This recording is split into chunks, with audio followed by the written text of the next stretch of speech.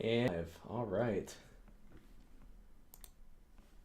Pleasure to have you all here. Sorry, I had a little kerfuffle about the, Splinterland stream that I had scheduled for today. I was intending to allow you guys to take a look at the new cards on the Splinterlands test network for the Mavericks, but apparently that can take up to 24 hours to propagate. And because I just claimed my Maverick status today, unknowingly, that isn't done yet. And so I apologize for that inconvenience, but instead we are just going to host a Ask Me Anything live stream so that you guys can still get to your content, and then I'll be back with that tomorrow after the server finally lets me in. Thank you, Cindy, for calling me out. So I'm excited about getting to these cards, but as you can see, I'm unfortunately not able to log in for whatever reason. The Splinterlands Maverick server hates me today. So unfortunately, we'll be getting to that tomorrow. Today, I just wanted to do a general chat on, the state of Web3 gaming, kind of what we can expect coming up here soon, where we're at in 2023, and if you guys have any questions for me in particular, then I'd be happy to answer those. So I'll just start monologuing, and feel free to hop in here and disrupt me. But essentially what we're going to do first is talk about the state of Web3 gaming and where I think the industry is heading towards. So right now we're having like a little bit of a bull run here inside of this bear market that we're experiencing for the last year and a half, and it's been great to see like some of the happiness and kind of inspiration come back into Web3 gaming and just the whole Web3 space in general. I know that like NFTs have been super beat down for like the last 18 months almost, and 12 months, I would say. It's probably been since about December. But that being said, I think that, while this reversal is really inspiring and helpful, I can't be like sure that it's going to be able to be trusted. So we're going to have to keep an eye out for that and make sure that, while we have these like nice price spikes and things going up, a lot of news getting dropped at once, it could run out of steam. So I'm still hesitant, that being said, about the state of where we're at currently as far as market prices. Now, there's been a lot of progress that's been made in the last 12 months, just on a lot of games in general. I think it's a little less than we were anticipating as far as, how far that the...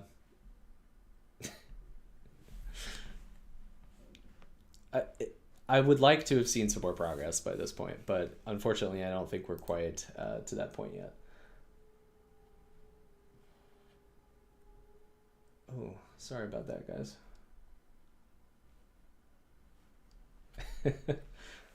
Hey, Alicios, pleasure to see you. Yeah, like, for example, let's take a look at Gala. I like to harp on them as of recently, but I think that they deserve it to some degree. They've been promising us a entirely new chain, a bunch of new games. They now have 50 games under their belt, so there's like a whole bunch of expectations that Gala Games has set to kind of increase the hype for this cycle. And I think while that's all well and good, I have yet to see them deliver like a very solid package. Hey DJ, nice to see you. I have yet to see them deliver like a solid Web3 gaming experience, and I think that that's something that really we could see improved on. Like, we've been here for quite a while now, and they've been revamping these games, working on them, trying to get like a nice play to earn experience out. Spider Tanks is fun, but it's not exactly what they promised, and so I think that's where a lot of the Web3 gaming space is. This is a really good baseline for us to understand the industry right now, because essentially we have these games that are either out in some kind of alpha state or like about to be out, or they're getting like some kind of hype building, but they're not quite to the level of where you would expect like a AAA industry game to be, to where you would want to actually participate and play in this ecosystem. Like it's not quite fun per se, just yet. There's systems missing, there's pieces missing, there's economies missing, there's players missing. You know, there's a lot of problems stacked up against the Web3 gaming industry right now, just in general. And there are very few games that are like in a playable state, which I think makes it a little bit worse, because the ones that are existing get scrutinized even more heavily due to the fact that there are just so few of them, right? And so people that are in this space looking for games to play often have a really hard time kind of finding like their niche and finding like a way to get players invested in the ecosystem outside of providing them like rewards or monetary value or things like that. And I think that's something that we kind of need to get away from as a industry, is the whole promise of like rewards and monetary value for exchange for playing this video game. Personally, I'd like to just get away with cryptocurrency in general, and just in my opinion, and just use the blockchain technology aspect of it. Now, that's not really possible with the technology that we have currently. Certainly somebody could do it to make like a US dollar chain or something like that, for example. Would it take on? Probably not. But I just think that there's a whole negative stigma attached to cryptocurrency right now, and it would be really great if we had the ability to kind of decouple from that, and just use the cool parts like the blockchain technology. Because what I see from a lot of these big crypto Web3 gaming companies is that they're just trying to push an end goal. They're trying to push their cryptocurrency on the users so that they can have more runway, they can sell to create profits, they can sell to, give bonuses to their team members and whatnot. And so that makes it very difficult for myself as an investor to want to park my money with them, because if they're just interested in the short term and kind of tanking their image in exchange for short-term gain, I don't really want to be quote unquote investing with you or speculating. And that's like a big stigma that I think we're going to have to overcome, is like, how do you get to the point where people trust in your company and see that you have like actual promise? I don't think that there's a game out there right now with like a really good play to earn model that has the trust of its user base, that has all of these different mechanics for player engagement and keeping players. Really, Splinterlands is, I'd say, the closest that I've seen as far as that metric. But to me, it's just like we're missing something that like makes the industry whole. Like, I like the example of RuneScape because it's something that most people in this demographic have played. Yeah. So Cinti, great point. Like the tarnishing the Web3 gaming industry that might be trying to do it right. That is so true. And it's extremely true of just the crypto industry in general, because like right now, we've recently had this Web3 collapse with FTX, like just billions and billions of dollars being stolen from people. And so it's really hard to like go past that and say that, oh, crypto is an okay industry, but there's just some bad apples that have, been partaking in all of this. But really the saying is that a couple of bad apples spoil the bunch. And that's kind of what we're experiencing at the moment. Regulation is swooping in. There's all kinds of issues around, having trust lost in the industry.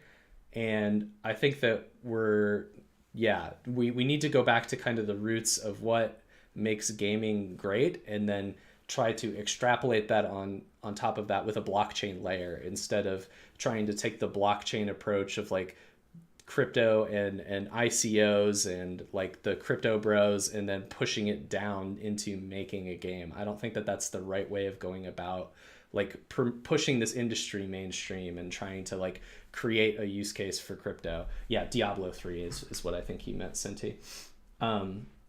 So Alicio said, most games right now are either having super low earnings, requiring you to play 20 hours a day to make money, and some others are having gameplay issues where the games are passive without good gameplay. So yeah, I think the perfect example of that, Alicios, is Axie Infinity. Like in my opinion, Axie Infinity was just not a very fun game, like at any state in its in its life cycle. But people were playing it because you could actually earn like a decent wage off of it, especially if you were from like a third world country where they still have good access to computers and phones in order to play the games on. And so you would be able to extract a decent amount of value that you wouldn't otherwise have in your economy by playing this game, even if it wasn't exactly fun. But once people started looking at it as a way of extracting value, it lost so much of the actual player base because it wasn't drawing in new people into this pyramid scheme in order to actually fund the extraction. Nobody was putting in, on the whole, more money than they were taking out. And so that caused the whole economy to collapse. Hey, Rick, glad to see you too, man. Yeah, so this is only my second live stream, so don't feel too bad. The first one I was giving away some Splinterlands cards. This one I would have loved to have talked about Splinterlands, but unfortunately I am locked out of the test server until tomorrow, so I'm rescheduling for then. If you've got any questions for me, though, feel free to throw them in the chat. That goes for everybody. Today I'm just opening it up and kind of giving my thoughts on the industry as a whole. So we can kick off a little bit of conversation. I didn't want to deprive you guys of time with me because of my own mistakes. So glad to catch you here too, man. I appreciate that. But yeah, so like I think of RuneScape as the kind of pinnacle of what a Web3 game should be, because there are people who make a good living off of selling RuneScape Gold. And while Jagex, the company who created RuneScape, yeah, only missed one. You missed 100%. But the people who created RuneScape, right, they don't allow you to actually sell gold and make a living off of that in their terms of service. That's not something that they accommodate for. And I think that this is something that players have been doing for a long time, since like Ultima Online and, you know, very early MMOs. They've been trying to trade time in a video game for real money to earn something for their efforts. And a great example of this, if you haven't played RuneScape, is EVE Online, which is a similar type of MMO, but in space. And you have these spaceships that fly around, go to different systems, space stations. Most of them are player created. Some of them are just, you know, AI generated things. But regardless, if you want to set up your own space station in EVE Online, you certainly can. And there are wars that are waged between clans or rival gangs that can cost upwards of $1 million. And so having this be tokenized and on the blockchain allows you to associate an actual real tangible value to it, instead of just, you know, translating it out through the owners of the game and trying to negotiate them for pay. Because the problem with EVE Online is that while yes, everything in the game can be turned into a premium currency that you can then use to exchange out for dollars, there's a conversion loss. And so you're not really getting, you're getting the short end of the stick for sure by participating in this ecosystem. You're not able to extract like the full amount of value for what you're actually putting in. The thing I like the most about Web3 gaming in its current state is that nobody can tell me what to do with my assets. I am allowed to take the cards that I own in a game like Splinterlands, or take the items that I own in Gala, for example, and I can send them to anyone I want at any time without any repercussion. And it's almost like owning physical Pokemon cards, or owning physical, you know, iterations of any board game or war game or miniature game. And so I'm allowed to collect whatever I want. So in this case, let's say cards or some kind of digital collectible. And then I can distribute it to my friends. If, you know, they have a birthday coming up and I want to get them a gift, you know, that's totally allowed. It's not like I have to jump through hoops in order to get everything there. And this kind of freedom to control my assets is what I really appreciate the most about the system. As far as the whole idea of play to earn and rewards and things like that, I definitely think that economically it could work, but I have yet to see a good example of it actually working. So I think that there's still a lot of things to iron out there as far as getting play to earn economies to fully function. It seems like the whole economics of that is being troublesome. And imagine where it's not like your local economy where you have to participate in order to live. You actually have to want to play the game. And so I think that's also a hurdle, right? Is like we don't have a whole lot of Web3 games that are super fun that people really want to play. There are just a handful of them that exist currently. And so once we get more of these Web3 games that people want to play, or if we even took existing examples that people already enjoyed and then added on a blockchain layer, tokenized some of the assets and see how the players interacted with them, trading between things. And so until we get to that point, it's very difficult to say if the play to earn model as a whole will operate correctly and work as intended.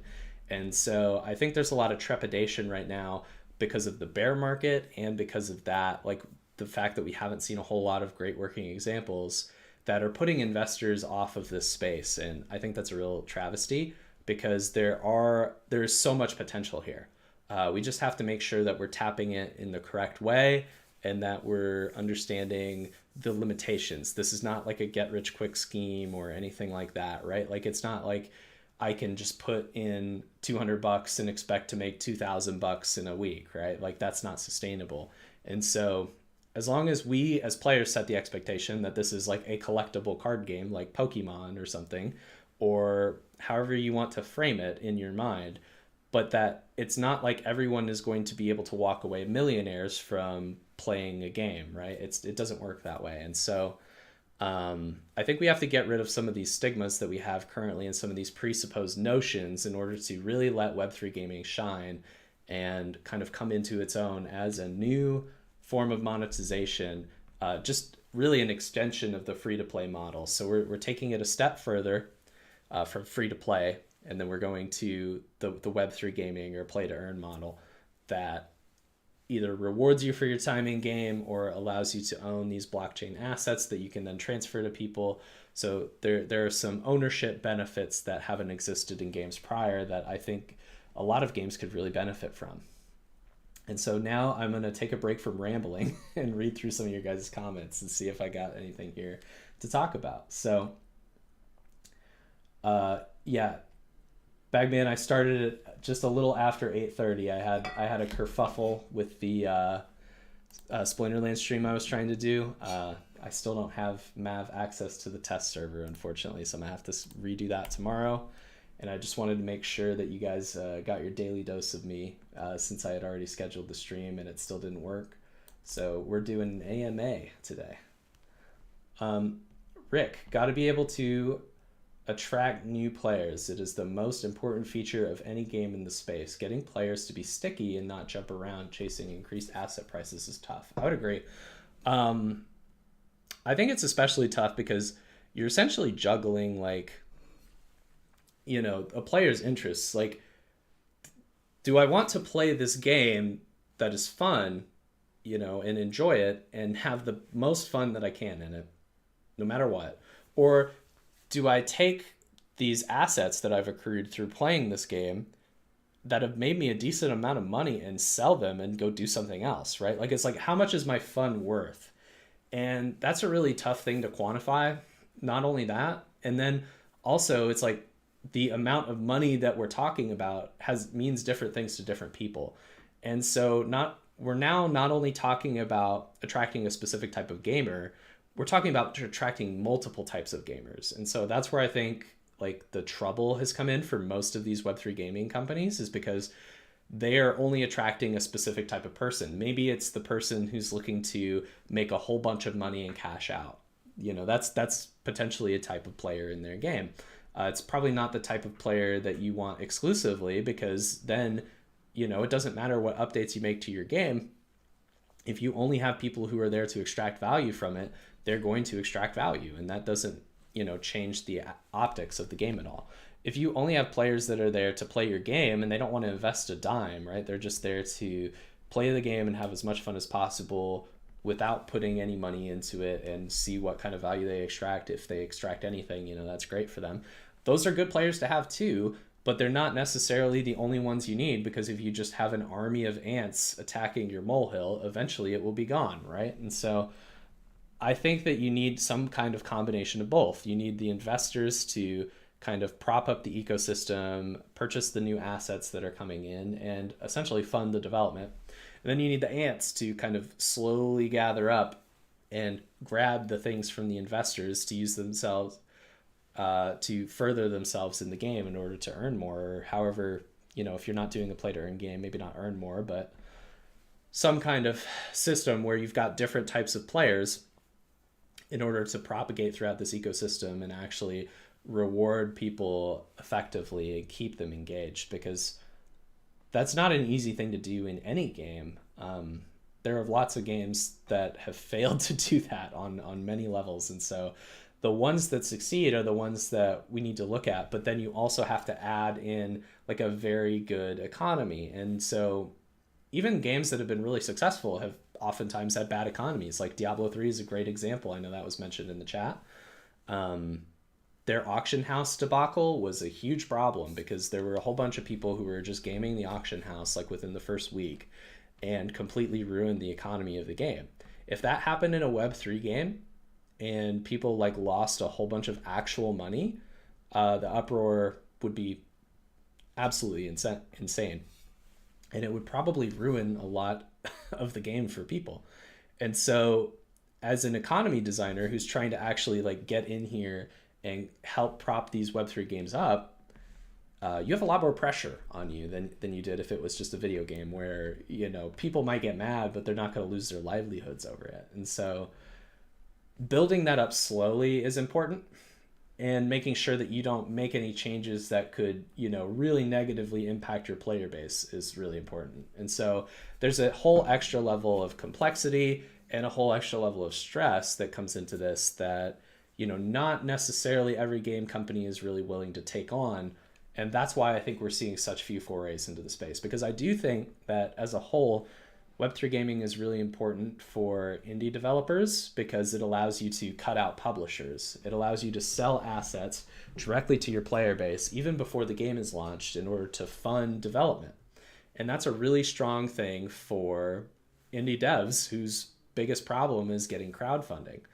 So if you can solve that as an issue and then allow for indie developers to step the game up gradually in order to figure out this kind of economy design and figure out what makes their game fun, I think you'll find some success going that route. The problem is that on the whole, there's such a negative stigma attached to Web3 gaming via crypto that it's becoming difficult for us to find indie developers who are actually interested in this space. And I think that's a real letdown.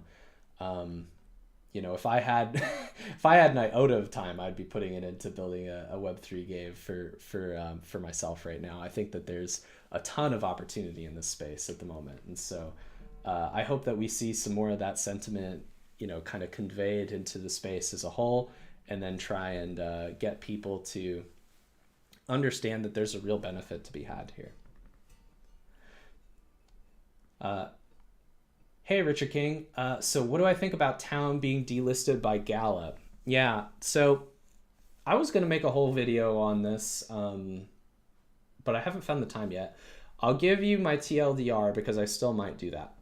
But essentially what I'm thinking is that this is really bad for people who have supported Townstar. I personally remember buying Towncoin at like 50 cents, and now you're telling me I'm going to get a Gala for every 2 Town?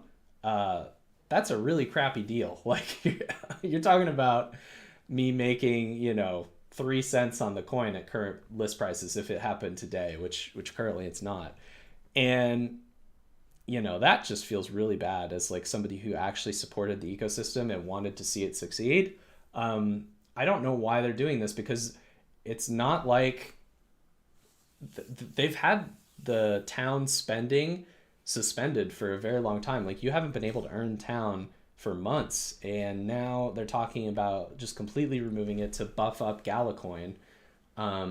I just see that as a net negative for anybody who's played Townstar to this point. I know it's a great thing if you're just a Gala investor and you never really enjoyed Townstar, and there are certain players that are like that, but to me it just seems like a big slap in the face, you know, and it really disappoints me because Gala's entire like marketing plan is like around how they're community first and decentralized and stuff. And none of this was run by the community, and it just really miffs me that they think that, you know, something that would negatively affect a large portion of their player base is good because it makes them more money, you know. And that's kind of the activity that could really torpedo the space as a whole. Gives it a bad rap because nobody wants that. Like that's the kind of stuff that the people who don't enjoy Web3 gaming are going to point to and say, oh, well, look at this that happened. Like, obviously this is being used for evil instead of good. And so, like, in my opinion, this change of just removing Towncoin from their ecosystem entirely after making it a pillar of their thesis, just on a whim, it feels like it just really rubs me the wrong way, man. I don't like it at all. And so that's my opinion on it. I'd love to hear your thoughts if you've got any on that particular topic. But let's move on to a new question. So glad to hear your beard is back, Rick. Okay, so Cinti asks, if I was taking a wild stab in the dark, how would I capitalize on, for example, the aspect of gold selling in RuneScape without making that the driving force of your game? Does a balance exist? So that is a great question, because obviously you don't want to have people only there to extract value, right? Because then eventually your game's just going to go to zero and nobody's going to want to play it if all they're there for is to extract money. We've seen that a lot. Games like Alien World, for example, like really rings a bell. Like people were just there to extract money.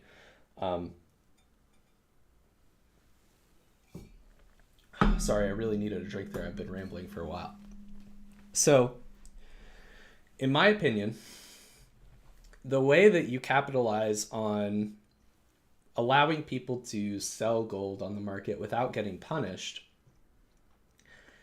is that you have to make gold a semi-integral part of the game, but not the only integral part of the game. So the way I like to categorize this, and the way that I see this working as of current, is through the Splinterlands reward card system, because they only reward you with certain things. So like if I look at what I got from last season's rewards for playing Splinterlands, let's just take a gander here.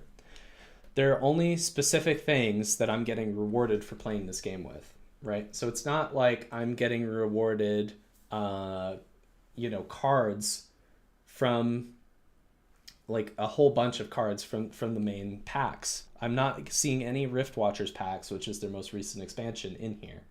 There is a Chaos Legion card pack in here that's worth about $2, and that's pretty nice. Like that could get me some cards out of Chaos Legion, which is an expansion that, you know, you would otherwise have to pay money for in order to incorporate it into your deck. But they have a specific type of card called a reward card, for example, this Vampire Bat, that you can only get by playing the game. And so having that as your kind of reward for actually playing the game, and then you would either have to invest more into the game or trade these reward resources in order to get the end goal of these things that you're actually using that are premium resources, for example, in order to have in the game, not only incentivizes people to actually invest in your game and take kind of a stab at these premium resources in order to speculate on them, but it also keeps players engaged, because if you can only get so many resources by playing and you want to progress further in the game, essentially you're soft capped, right? Like you're not hard capped in the sense that like, oh, you know, I couldn't get to diamond with just playing rewards. Maybe you could, I mean, for example, but if you wanted to take it to that next level and potentially earn even more for your time, then you might want to invest some money in some Chaos Legion cards or some Rift Watchers cards, and then you would have to go to the store and actually insert $1 in order to get that, right? And so you're providing fuel for the fuel for the ecosystem in order to progress upwards on the ladder. And while the amounts of that can be debated, and how much of your value is commensurate to the amount that you're putting in. That's a question that we haven't really answered yet, right? I do think that if everything is a reward, then nothing is rewarding, and you will not play the game for very long. Because if you can extract absolutely everything of the ecosystem by playing the game, you're just going to abandon it after you feel like you've extracted enough. After you feel like you've had enough fun and you've played the game enough to where you've gotten absolutely every reward, or even, just rewards that you wanted, what incentive is there to stay, right? And so I think that's where the whole kind of balance of like, where do you put the two types of players that you want to have in your game, the players who are here to have fun and the players who are here to invest, that really comes into play here. Because if you have players who are just here to have fun, they might be happy with just the reward cards that you're giving them, or the rewards that you're giving them on the whole, but they're probably going to want to invest a little bit more to make their deck a little bit better. Like, for example, Magic the Gathering. I used to know people that would spend $300 a season on Magic the Gathering just to play in tournaments on Friday night, And they would go to a physical place and just spend $300 every month in order to get like the newest hotness, right? And that's essentially what I think we're seeing here, but on a digital scale, which makes a lot more sense for the current world. And so that kind of incentivization of, you can play the game in a draft format, for example, if you're talking about like Magic the Gathering, you can play on draft night for $10 or whatever, $15, but you're not going to get all the cards in a set for doing that. You're going to have to go drop some serious cash if you want to take it to the next level. And that kind of balancing act is, I think, what we're going to have to see, that carrot on a stick, if you will, of trying to entice people to put a little more in if they want to get a little bit better at the game. And we don't want to make it play to win or anything like that, for example, or sorry, pay to win. But I think that there is a line that can be walked in treating it like a collectible or a physical edition, like example, Magic the Gathering, or, Pokemon. So treating it like a trading card game where you're collecting this item, you get ownership of it, and then you could do whatever you want with it from that point onward, right? That, I think, has a lot of merit, and personally is something I would like to see in the digital space. So that's, I think, how you make that work. RuneScape would probably need a bit of an economic overhaul to support that, for example. Play to earn is pretty much a gamer utopia to get away from our boring 9-to-5 jobs, and a great idea that can pay the bills while playing games you like instead of having a boss is quite the goal, Alicio says. So obviously that's the vision that is being pitched currently. And while I think that that's definitely possible, it's not going to be probable for everyone to have that kind of experience while playing the game, because eventually the developers have to extract value from the system in order to pay themselves. They're developing the game, they have to get paid for developing the game. Them's the beats. So eventually, it will come to the point where it is a pseudo Ponzi scheme, because not everybody's going to get out what they put in.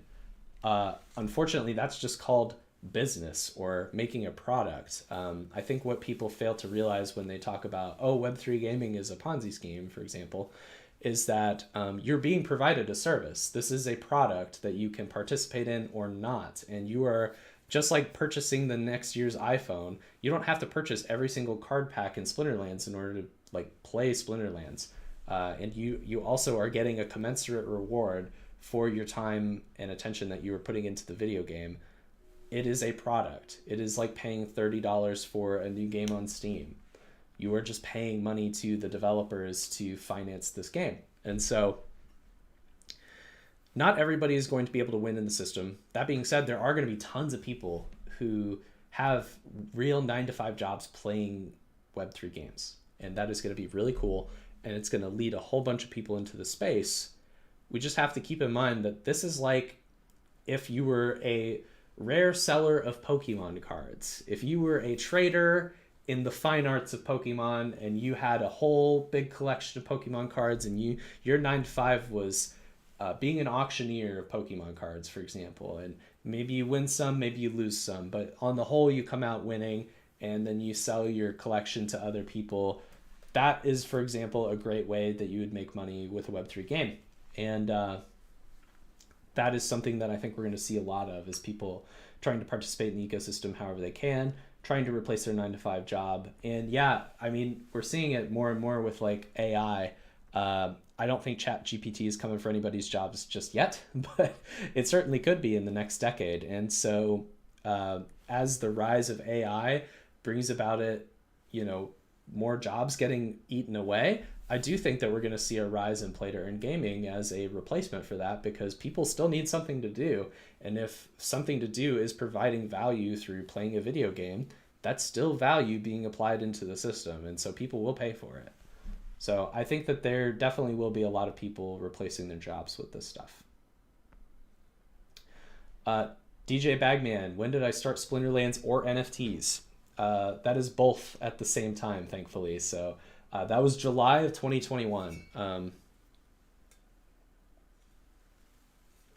So I started in NFTs right when I started at GameStop NFT, which is the GameStop blockchain team. And so I didn't really know a whole lot about cryptocurrency or blockchains. I had played a little bit of Gods Unchained on ETH in order to like get myself into the system in like 2018, 2019, because I was a big Hearthstone guy, and they had advertised like when there was a whole bunch of fallout from Hearthstone supporting China that, you know, Gods Unchained might be a great alternative if you wanted to check that out. And so that was how I got into crypto. And I had a buddy who did some mining and made a bunch of money. So, you know, I was always interested in it to some degree, but I was never like directly related to it. And so when I started at GameStop, because they had hired me to do mobile development, I wasn't necessarily there for my crypto skills. I made sure to try and learn as much as I could about the crypto ecosystem in order to help develop what I was working on and to understand better my role in the team and how I could help. And so I made it my mission to go out and learn as much as I could about play to earn gaming and cryptocurrency, because really for me, I had a background in game design, and play to earn gaming was like the coolest thing ever in like the crypto space for me, because it was like a new evolution that I had never seen before. And it was all of these games that I had great experience with applying my degree to, and my knowledge of game design, but just in a new light, because I used to really enjoy mobile games like Star Wars Galaxy of Heroes, for example, collection games. And the Web3 gaming ecosystem really lends itself well to that style of game in a way that nothing really else can. And so for that, I was really drawn into it. But yeah, it's been just over 18 months now since I got into NFTs and Splinterlands. And so yeah, Splinterlands was the like second game that I found.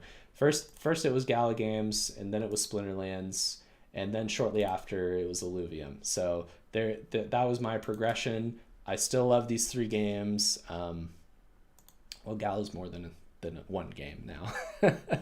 Back then it was just Townstar, but now it's more than one. And so there's other games that I enjoy now too, but those were the three that kicked it off for me. So let's take a look at some other comments here. So Alicia says, the problem with an investment is that at one point you need to take profit, which means in a game like Splinterlands or any other game, you have to get rid of good assets used daily to make money. Exactly. Yeah, it's a big trade-off determining when you actually want to, you know, take, like, at what point is the game no longer worth it to you and you need to take money off the table, right? And that problem and kind of putting like an actual dollar value on the things that you enjoy is really tough, like as a player to, you know, kind of evaluate. And I definitely made the mistake in the bull market of thinking that the bear market wouldn't be so bad, and that, you know, I wouldn't really need to sell so many assets or anything like that, and that I should just hold on to stuff because it meant a lot to me at the time. And it still means a lot to me, but it clearly didn't mean as much to other people. The prices on a lot of this stuff has fallen tremendously. And so, you know, at what point do you think that, well, you know, this has a ton of value to me, but it's also worth a lot of money, you know? And so like balancing that is so tough, like as a player. I think there needs to be more of a separation between, you know, like what the player actually uses for fun and this economy, but then that kind of takes away the point, doesn't it? So it's a really tough line to walk for sure. And I think that we're still trying to figure out, you know, how exactly this stuff is all going to operate in an ideal setting. Right now we have yet to see that like full Web3 gaming experience really idolized. And I think that that's a big part of the problem, is like we're still figuring this stuff out. DJ Bagman says, I need a thesis made on this idea. I'd need it in a journal. Yeah, I've written quite a few things on this topic. Most of it's private. Some of it is in my Discord community, Web Freedom. But essentially that a lot of it is private thoughts, unfortunately. I'm working to try and vocalize my opinions on the Web3 space and make a better ecosystem for everybody. But I guess I'm as much of an expert as you're really going to get, unfortunately, which sounds funny, but you know, I do have quite a bit of pedigree here in this space, and you know, there's not a whole lot of people in it right now, so I guess I'm an expert. You know, that's up for you guys to decide, though. Splinterlands have the same type of challenge regarding land. People have been waiting for so long, and the hype is so unrealistic that it will need to deliver good daily value to income, said Alicios. Yeah, so I think the whole like delivering on hype thing is a topic in and of itself. It's like, how do you balance creating an asset for a video game and then you're selling it for a set price? If it doesn't meet up to that value of the price that you're selling it at, then you're kind of like scamming your customer base. And so how do you deliver on that promise if you're pre-selling something so far in advance? And I definitely think that the Splinterlands team should have had land out a while ago to kind of compensate for that, but they clearly had a different path.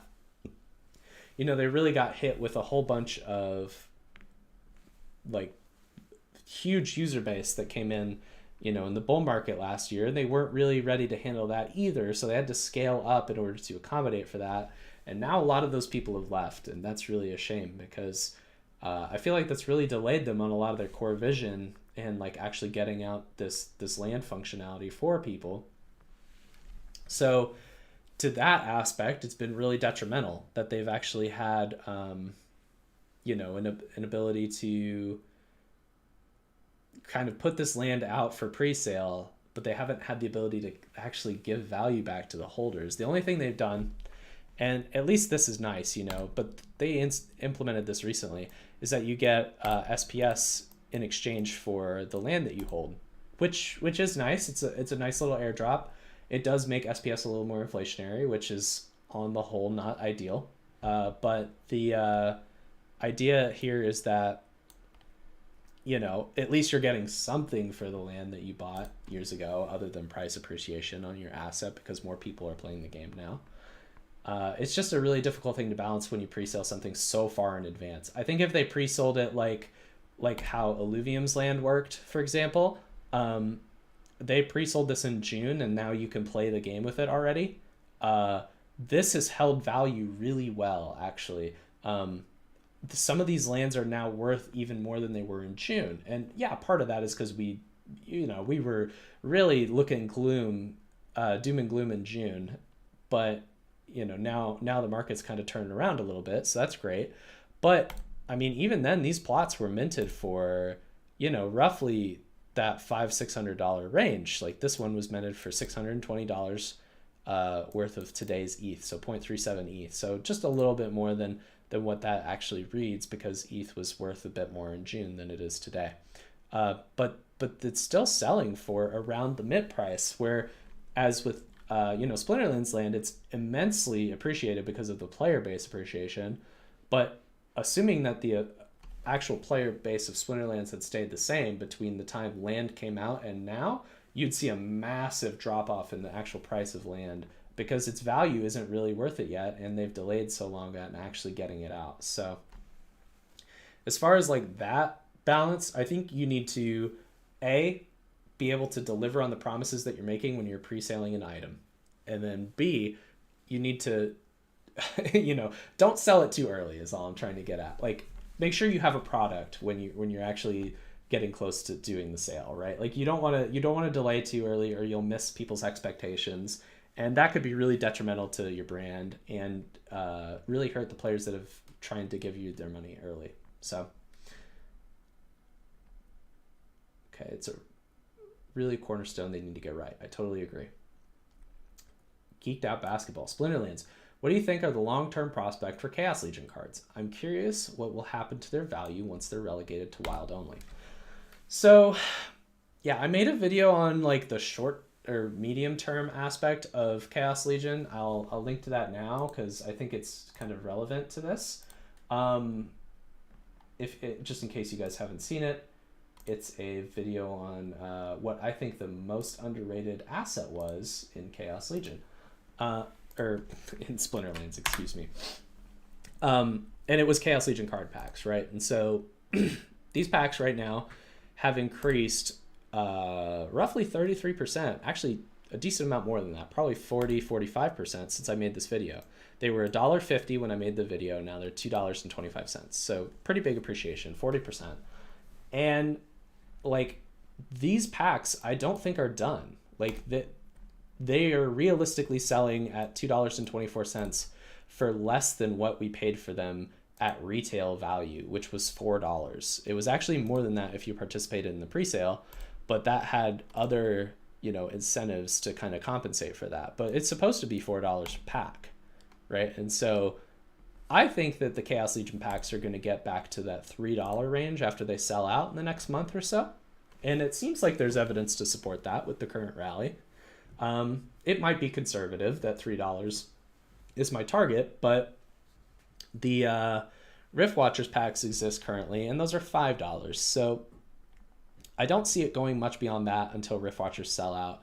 As far as them being relegated to Wild, I mean, we are seeing Untamed hold its value pretty well, but obviously there's a lot less print in Untamed as there is versus the Chaos Legion packs. I think the Chaos Legion packs were overprinted for our current player base, but the team was trying to remedy a problem that they saw in that everyone who got in the game between Untamed and Chaos Legion, right in here, which is about when I started, wasn't really able to get cards, like at all, unless you put in a whole bunch of money, because there just were too few cards for the amount of players that the game had at the time. And so they overprinted in order to make sure that that never happened again, essentially. And they've definitely accomplished that. Unfortunately, it's really hurt the value of these Chaos Legion packs until we see another spike in player base. I don't think the Splinterlands team could have foreseen this huge bear market that we're in right now, and that it would really cut the amount of players in the game. And so they just made an amount commensurate with the idea that they were going to have steady growth. And I can't fault them for that. But what's done is done. I think they're doing a great job to rectify that mistake in the burning of Chaos Legion packs every day. And so that's helping the price as well. As far as like when the cards actually get relegated to Wild, I really have no idea. The thing is like individual cards become more important at that point versus the set itself. Like then you're talking about like, oh, like when Ant Miners get relegated to Wild, like is Ant Miners a good card on its own over like the Flame Monkey, for example? Like which of these cards is better? Which one do I want to stock up on, right? Like what we're seeing with like the old Alpha and Beta cards, sorry, let me change the markers so you can actually see those. The old Alpha and Beta cards is that the ones that are really good in the current meta tend to perform a lot better than the ones that aren't. Like you have some down here that are like 14 cents, which is not a whole lot compared to, like, for example, some of the other commons, like even the Feral Spirit that's at like $1, right? And so it really comes down to the individual cards and where they place in the meta at that point. So if you see a card that you think is undervalued in the current meta and you think will get better in the future, that might be a good opportunity to kind of do some arbitrage and investment on that card in order to secure some value for yourself long term. But as far as like on the whole, where will Chaos Set go? I don't really know. It really depends a lot on where the player base goes in the next 12 to 16 months. like, are we going to see a massive spike in the player base or not? And if not, then it could potentially stay, relatively stable. I mean, you might see like a good 50% increase across the board, which would be awesome. But there might be better things that you could invest in over that time, so it might not be the best use of your money is all I'm trying to say. So it really depends on a lot of factors, and cards are very illiquid anyway, so they can fluctuate in price a lot more than something like SPS, which is on the whole very interchangeable for people that are interested in Splinterlands. It's very liquid. There are plenty of people providing liquidity for it. So versus like something like a Chaos Legion card, which, while it has some liquidity, it doesn't have anywhere near the liquidity of like a currency, for example. So that's my thoughts in a nutshell about that. If you want some more information, go check out that video I linked. But that's pretty much it for where I think Chaos Legion's going.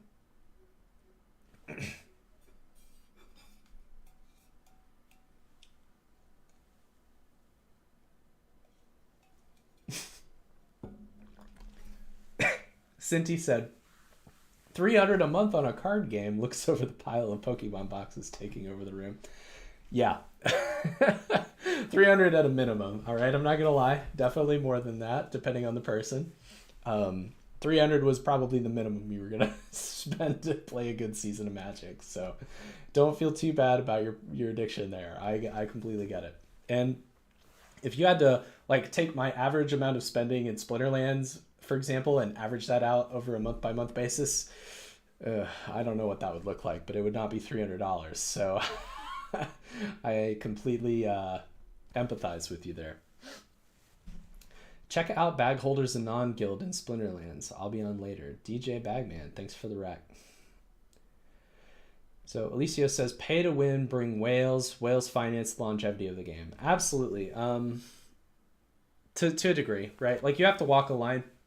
So I mentioned earlier Star Wars Galaxy of Heroes and how I love that game. That's exactly what it did, right? Like whales finance all the free-to-play players. Free-to-play players can enjoy the game, but on the whole, they should probably get beat by whales who have spent thousands of dollars on the game and then support the development of the game, right? That's just how it should work. It should be fair. But the free-to-play players, if they feel absolutely powerless against these whales, they will leave because they're not having fun. So you need to give them objectives that are attainable, and you need to give them certain ways to which they can maximize their resources in order to beat the whales, even if the whales are spending a ton of money. It can't just be like 100% of the time the whales trump the free-to-play players, or you will lose your player base and your game will collapse. It needs to be where it's like 90-10, basically, or like they have an avenue to strategize against the whales and use their resources effectively to kind of outskill them, per se. So like it should give them an advantage, but if it's too commensurate and like people who are free to play can't get over it, then that is where you run into problems.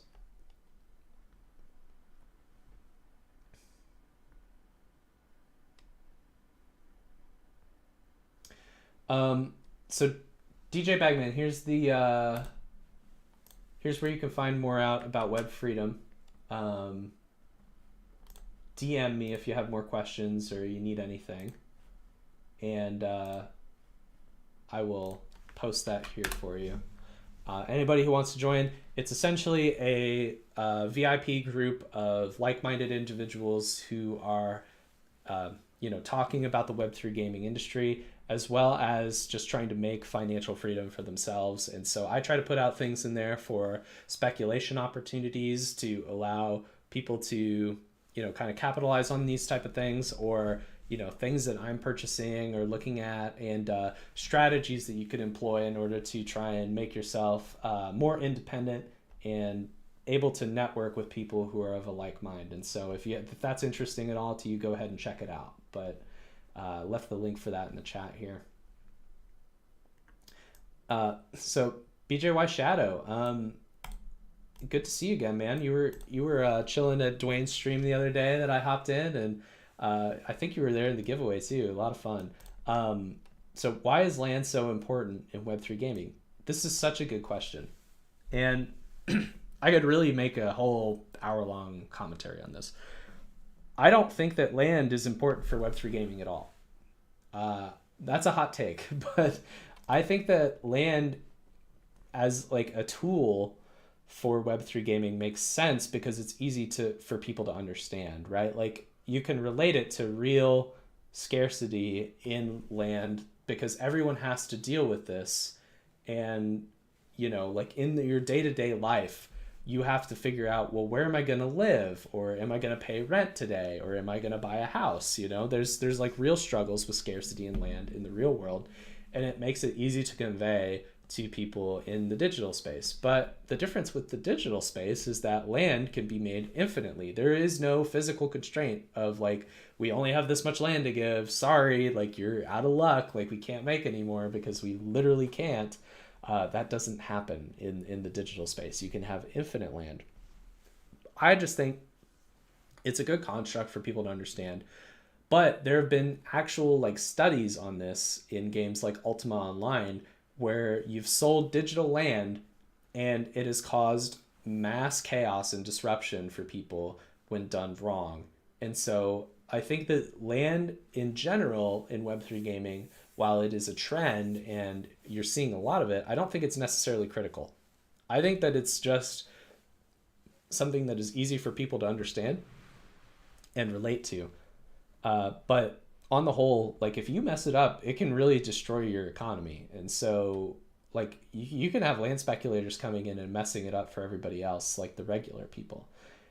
And yes, that happens in real life and that's sad, but that doesn't have to happen in a video game. And I think that's where a lot of people get frustrated. It's like, that there's no like stipulation that says this has to happen. So artificial scarcity is important and it is important to Web3 gaming. But having like artificial limitations on land, like something that is a really critical system in order to appreciate of a game, that's where I think you run into problems. If you make it too critical to where like you have to have land in order to play the game or participate in like a big system in the game, that's where you can actually make your player base upset and leave the game. And so it's a fine line, like most things here. You have to understand like what people are willing to put up with, and also like when you're putting players into a box, like you really don't want to be making things that are super pivotal, that are super scarce, because then you're just going to make most of the player base angry.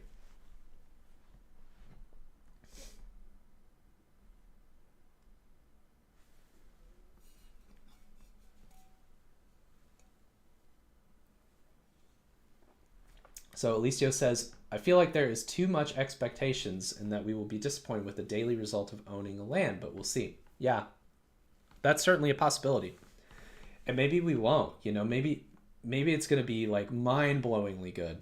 I think both of those are bad. I think it just needs to be mid, it just it just needs to be okay. Because if they make it like super bad and super poor, as far as like the earnings or like what you're actually getting out of land, people aren't going to invest with Splinterlands in the future. They're not going to put their money in a game that like promises them the world and doesn't deliver, right? So that's obviously really bad. And then if they deliver too much, it becomes unsustainable. And then nobody will have actual faith that they can continue delivering. Or if they do, it will put unreasonable expectations on them to continue delivering in the future. And both of those are bad.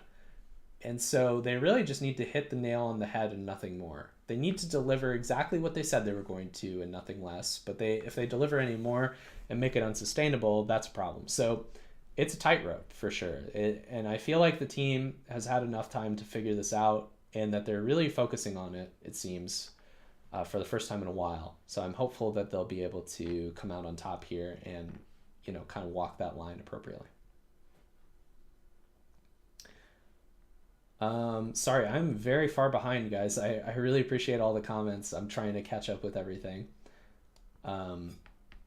So Wrath said, if anyone played Diablo Immortal, free-to-play players couldn't compete. Yeah, and that's exactly the problem. Is like you need to really strike a balance between allowing whales and free-to-play players to actually compete against each other while still giving the whales an advantage that is commensurate to the value that they put in. whether that value is like, oh, if you spend $2,000, you're going to have a 10% better chance of beating the player. It's not linear per se in the game, obviously, but just an example's sake, that's okay. You just have to convey that to the player, like what they should expect, and allow them to, have an idea. But if the free-to-play players feel that this is like super unfair and they literally cannot win, they will just leave. And then your game will collapse. You'll only have the whales. And if the whales have nobody to pick on, then it eventually just devolves into a game that has no growth. And these whales will just sit around and try and justify their investment by beating each other up. So that's definitely not what you're wanting there. And so you have to strike a fine line for sure. I guess that's the moral of this stream, isn't it? It's like Web3 gaming is really tough, and you have to be able to strike a fine line in order to get it to work. And we're seeing a whole lot of botched execution right now. So I'm interested to see, once we get a little more trial and error in here, what we figure out. Yes, Alicia. So Entropia Universe is what Alicio brought up, where you can buy housing and apartments and lands. So the players can create their own little paradise within a game. You could also do this in Final Fantasy XIV, Ultima Online. Like, it's been a thing in MMOs to have your own plot of land for a while. I think the ones that have been able to do this successfully instance like the plots that you buy, so that you could still have infinite land and participate in these systems, because obviously the developers are spending a lot of time and energy putting into these systems that make players feel like they have a home in the game.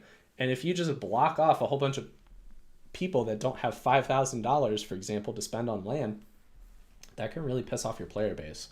And so you have to ensure that your artificial scarcity isn't locking people out of systems. Like, I think where it makes the most sense is when you're locking players out of luxuries. So it's like in the real world, I don't own any like Gucci shirts or Prada anything. Like, I don't own designer clothes. That's not something that's in my price bracket, right? Like, I personally think that they're kind of cool, but I don't own any myself. And there are lots of people to where owning designer clothes is like their identity, and they go to extreme lengths in order to get designer clothes. But designer clothes are really not that different in function from regular clothes, right? They just give you a status symbol. And I think that's where Web3 gaming kind of needs to go, is more in the direction of allowing people to have this status symbol, but not lock them out of key parts of the gameplay. Because once you start paywalling essentially systems behind these expensive pieces of land or NFTs or whatever, that's when it pisses people off and they begin to leave your ecosystem, because you're putting a insane amount of developer time and resources into creating this system and then not allowing everybody to play it. It's really rude to your player base in general. So definitely not something you want to work on. So DJ Bagman says, I have no land still. So yeah, I agree at these prices. Yeah, it's, I mean, land, like when they originally sold land for Splinterlands, I think it was like $10 a plot. Now it's like 130, which is obviously insane appreciation, but they were taking a huge risk that Splinterlands would even be around in a year, And so they got rewarded commensurate to that risk. The thing I see now is like, is land worth it at $130? Well, you have to think, is Splinterlands going to be around in a year? I think the answer is yes, but it may not be. It could disappear. And, you're risking a bit more now that there's proof of concept to the game. Like, the game has been around for 3 years and it's still kicking, it's still alive. Illuvium may be a little bit of a different story, right? Like, the game just released in alpha. If you own a land plot, you can play Illuvium 0, right? And so this is obviously my opinion on Illuvium here, but the idea that like you can just go in and purchase a land and make a good return, that may not be necessarily true. And so you have to kind of weigh like your enjoyment on playing the game and like whether or not you think this land is worth it and will be worth it in the future. So it's not an investment. It's a speculative play. 100%, I think all of Web3 gaming is speculation. And so don't treat it like an investment where you're going to get a guaranteed return. it's definitely possible that a lot of these things could go away. I mean, like these Web3 games that I've put money into could definitely go away tomorrow. There's nothing stopping them from going bankrupt at this point. They don't have a whole lot of things going for them. But with high risk comes high reward.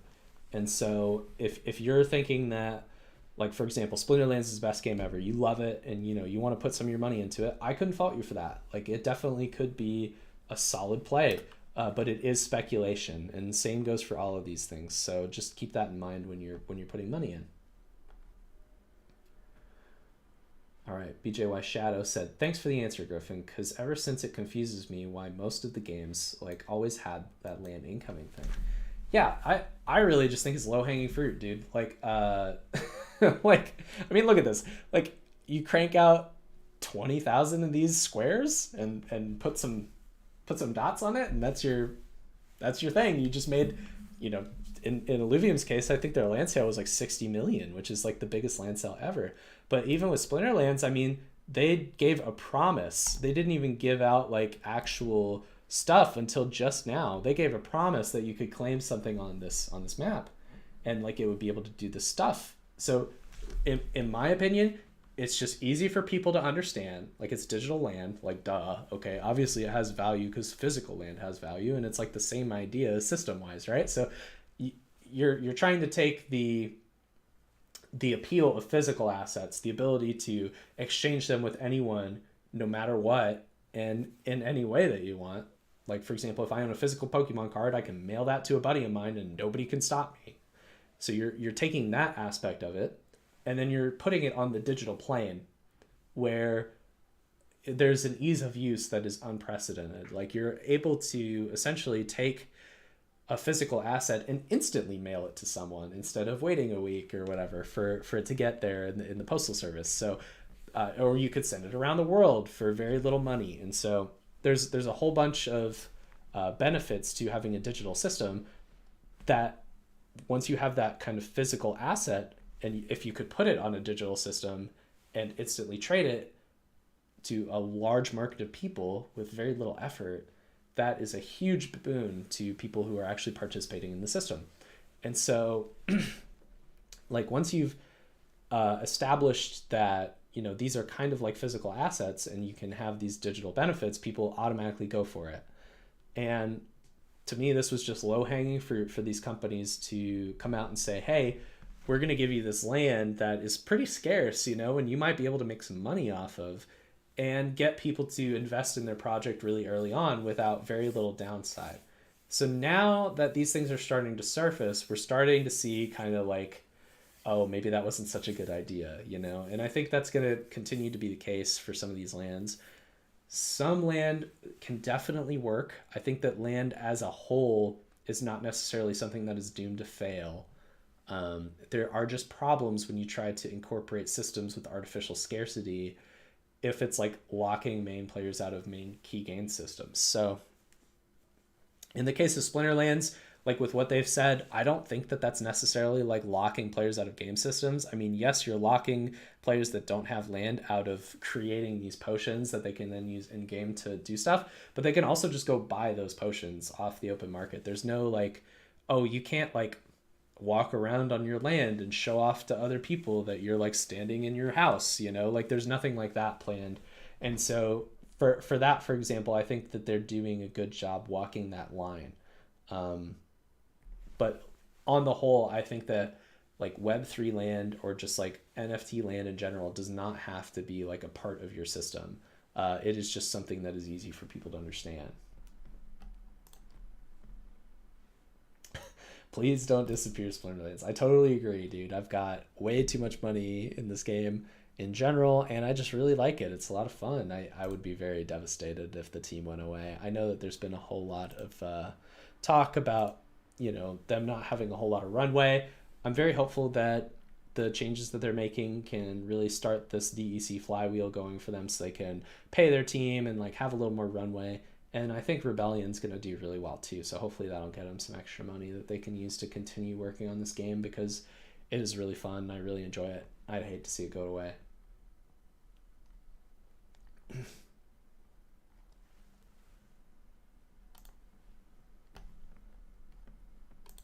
All right. I'm gonna go back and read through some more questions. If you guys have anything else that you'd like to tell me or ask me, let me know. Drink for a sec.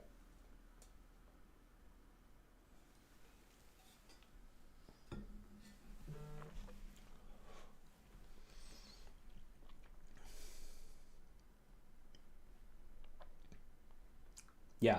So Alicios pretty well summed up what I was talking about in a conversation with BJY Shadow, uh, where he asked Alicios, is it really necessary for land to exist? Would a game crumble without it? And said not really. It's simply an easy mechanic to create a passive in-game resource for generating revenue.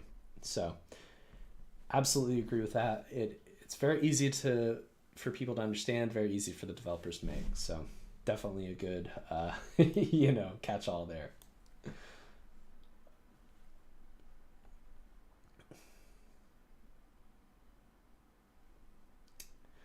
Okay, so DJ Bagman said something interesting a little earlier that I skipped over.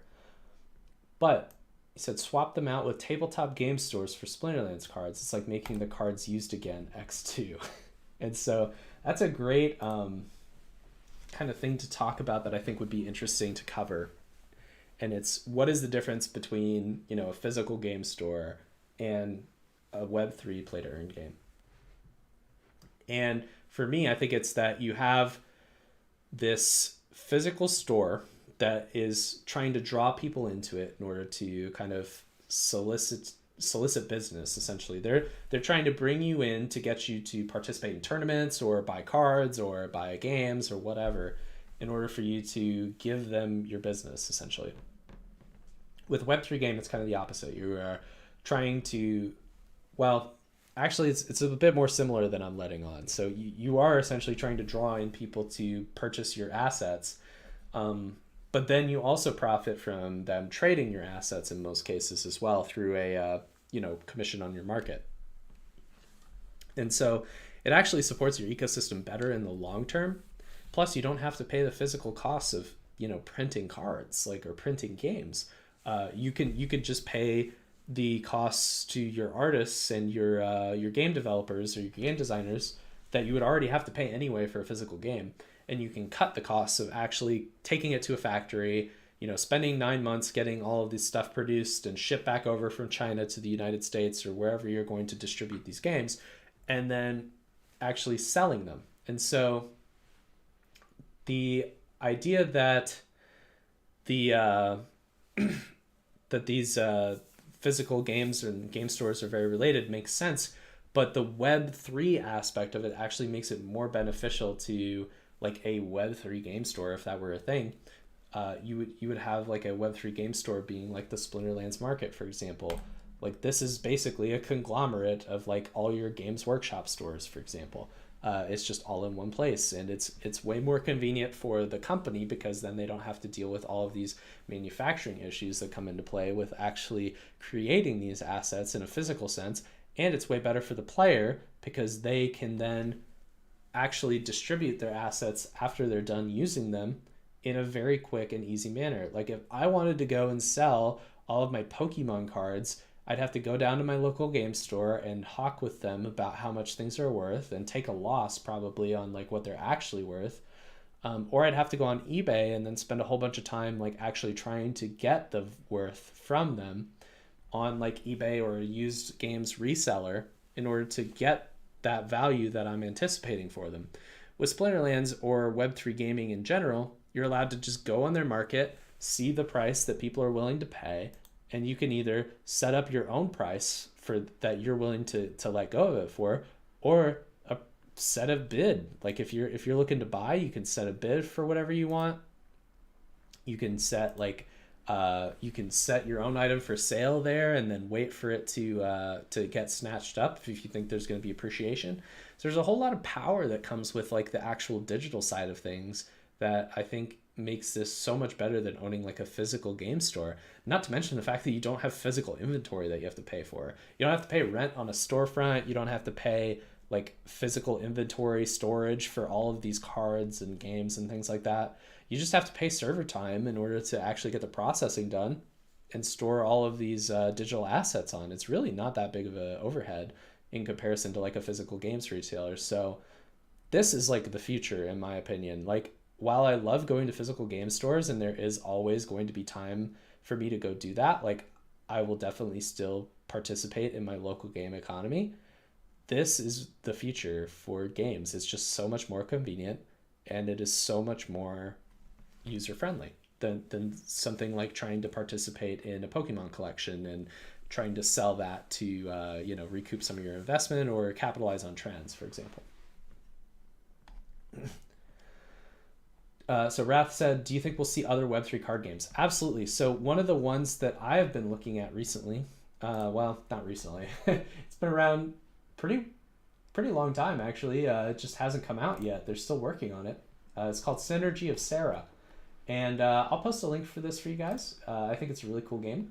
I'm not endorsing it or anything. This is just my opinion. But I do think that Synergy of Sarah is a pretty cool card game. It's been out for a very long time. Shoot, if Google let me do it. Sorry, guys. Not very good at the whole internet thing, apparently. So yeah, this game is a card game that has been out for a while that I did actually put some money in. But they still haven't released it. Like, they've been promising this game for over a year, and it just still hasn't even released an alpha. They finally allowed you to open up the crates and see what cards you've got in it. But I haven't even done that yet, to be quite honest. So they're just taking a bit longer than I would have hoped, to be honest. Like, their roadmap is still taking quite a while. And so in order for more card games to come out, I definitely think it's going to happen. And we already see a couple of card games that are currently available. It's just like, these things take time, I think, is the key thing. And this space is still really young. We haven't really seen a whole lot of contenders yet. A lot of the stuff that we have seen has been smaller indie studios, and those take even more time than like a AAA studio, because they're still trying to figure things out. They're smaller teams, they don't have the resources, and so it makes it difficult to see like real progress. But I think that once like the next bull run comes around, for example, these teams are going to have been building the whole time, and hopefully we'll have some really strong examples that we can point to and say, oh, this concept actually works, and here's an example of it working. And then that will cause a whole lot of other people to jump into the space at that time. And so that it's going to take a little bit to get this whole wheel kick-started. But once we see that proof of concept, that initial success, then it's going to unlock like a whole bunch of extra players in the space. Totally.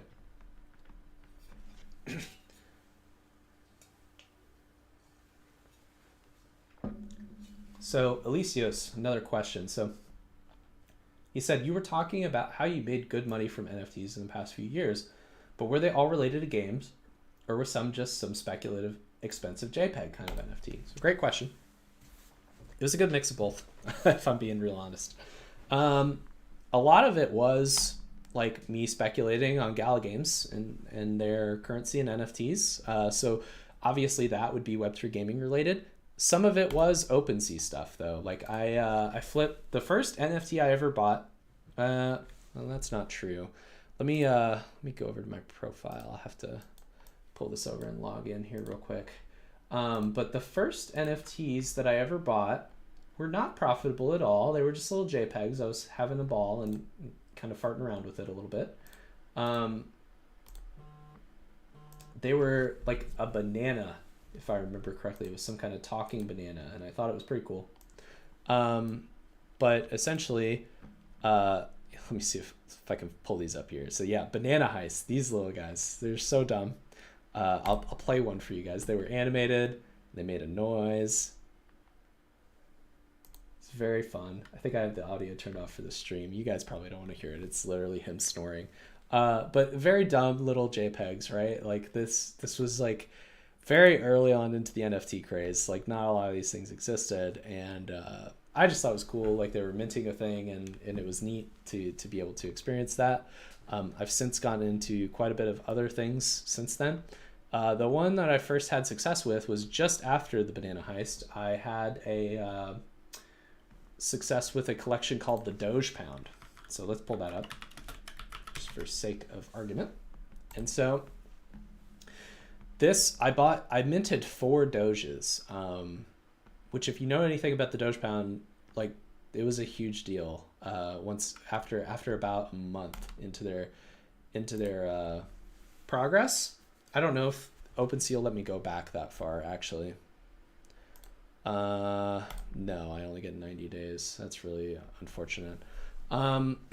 But at the time when I had first bought Doge Pound, I sold one of my Doges for 1 ETH after a month of minting them. And so that was a really big win for me. You know, I didn't have a whole lot of money then. I had just bought the house that I'm living in now. And so I was kind of just playing around, trying to figure out the ecosystem and like get prepared for my new job, essentially. And, you know, now these are worth, you know, about 2.5 or 0.25, sorry, 0.3 ETH, depending on the day. You know, it's totally fine. At one point, they were worth 3 ETH, a grand total of like over $10,000. And so I sold the rest of my Doges for somewhere in the $8,000 to $10,000 range, and that was a huge win. And most of that money I did end up putting back into like Gala, Illuvium, Splinterlands, some other Web3 gaming projects, because to me, like Web3 gaming is the real bright spot in like the cryptocurrency NFT space. Like it has the most actual utility and use cases out of like the profile picture collection stuff that we had seen before. And so I was flipping the profile pictures and collections and stuff in order to transfer it into the things that I saw having real longevity. And in that case, or in this case, it was like the Web3 games. Like I have like a 5-digit Splinterlands collection right now, and I wouldn't have that if it weren't thanks to some of these other profile pictures that I've flipped. But that being said, you know, I did flip some stuff in the games as well. Like I sold some of my SPS early on to take profits and things like that. And, you know, I ended up taking a decent amount of profits, because the thing with like NFTs and crypto in general is it's so volatile. If you don't take profits while the profits are there, I mean, there's no guarantee of this stuff coming back. It's very speculative assets. And so you have to be super judicious about when you're actually taking profits in order to secure the bag, so to speak. And make sure that you don't like leave everything on the table. So like what I was doing is I would put an amount that I felt comfortable into the ecosystem, try and flip my way up towards like massive profits, and then take out my initial investment and then let the rest ride. And, you know, that way, you know, I wouldn't be so upset if I lost everything on a, you know, a play in the crypto space, because I had at least gotten out what I had put in. And I had a lot of fun doing this kind of stuff. So for me, it made a lot of sense. But, you know, not everybody thinks that way. Not everybody's able to do that. I had a background like day trading like in 2020, 2021, and I made quite a bit of money doing that. And so to me, this is a lot of fun. I really enjoyed speculating on this kind of stuff. But it's not everybody's cup of tea, right? And so being able to kind of delineate between like, when is something good for me? When have I taken enough off the table? Not everybody's going to be able to do that. And so if that's the case, I think you just need to pick a diversified portfolio, if you will, of this kind of stuff, if that's what you're really dead set on, and try to make sure that if one of them fails and goes away, for example, if the 3 that I have aforementioned studios go away, I still have some other Web3 gaming assets that would exist, so that if one of them survives, you know, I'm going to make that back tenfold by new players coming into the ecosystem, new games being made, things like that. And because I'm so heavily into the ecosystem, you know, I can spot those new projects as they're coming out. So it really is, I guess in that aspect, it really is kind of a lifestyle choice. So it's definitely not for everyone in its current state. I think that once we can make this a little bit more casual for everybody and make it less about like the rewards that you're earning, for example, that's when it's really going to hit its stride and see more adoption as just like a new monetization model versus like free to play gaming, which we see primarily with games like Fortnite and League of Legends, for example.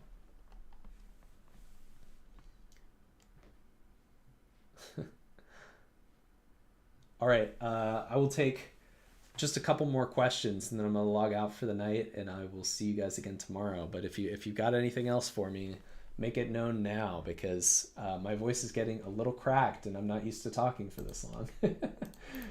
Once again, guys, in case you missed it earlier, here's the link to my paid VIP Discord server in case you want to commune with some like-minded people and come chat with us. I'd love to see you over there.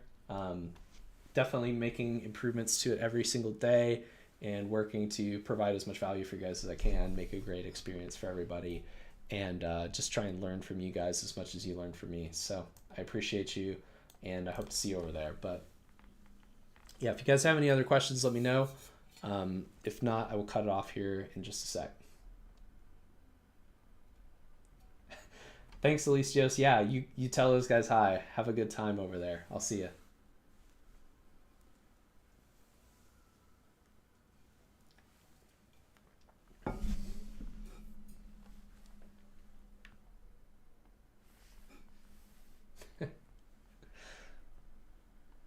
All right.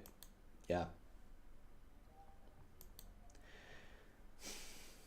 I'm just gonna finish this off with a quick talk on like the state of affairs for crypto gaming and like the prices and stuff.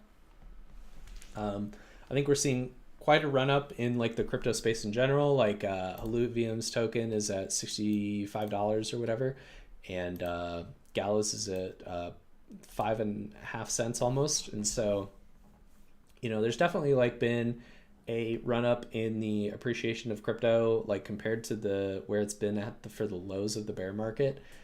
And that's really good. It's nice to be able to like actually see some like hype and appreciation in the space again. Like for me, it's been basically 12 months of just nothing good happening as far as like sentiment wise. And so being able to see a little bit of sentiment approval is nice. I don't know that it's going to last. I guess we'll have to wait and see. I'm cautiously optimistic. Obviously, I still have a decent amount invested in these Web3 gaming projects, so any appreciation that we see, I'm happy with. I've been dollar cost averaging, as we go, just to kind of, make my point and make sure that I have enough invested. But I've also been taking a lot of steps to ensure my own financial security. In the fact that I've been building up a bulwark of savings and trying to ensure that I have enough money in case I were to like lose a job, for example, that I could still, pay my mortgage, pay my bills, that kind of thing, and do that for an extended period of time in case I were having difficulties finding work. Because while I think that it's possible that this bull market could continue and that we could see a lot of appreciation in Web3 gaming, I think it's also possible that we don't, and that these mass layoffs continue, especially in the tech space. I just think that people overhired like way too much in tech in general, and so that market's tightening up, which is a shame because I'm participating in that market. But as far as like the prices go, I think this is great. It's really good for the ecosystem to try and draw some more people in. But will it continue? I really don't know, and I don't know what to tell you guys on that. I have my doubts personally, but we will see. And so I am hopeful, but it does seem like, things are doing pretty well in the cryptocurrency market in general. I mean, Bitcoin's back over 23K. I personally don't have any Bitcoin. I don't like Bitcoin, but that is a big indicator of the crypto market in general as the largest market cap. And I know that crypto as a whole went over the $1 trillion mark again here recently. So that's another big milestone too. And so these are all really good things for like the longevity of the ecosystem. I don't think that cryptocurrency is going away. However, I'm just not as attached to it as some people might think. I am more in the like Web3 gaming and blockchain technology side of things because that's where I think my interests lie the most. And I'm just trying to pick projects that I think are good and not try and worry too much about the day-to-day for this stuff at the moment. I think there will be a time when I can worry about the day-to-day again, like how I was back in late 2021, day trading certain projects and NFTs and trying to flip stuff.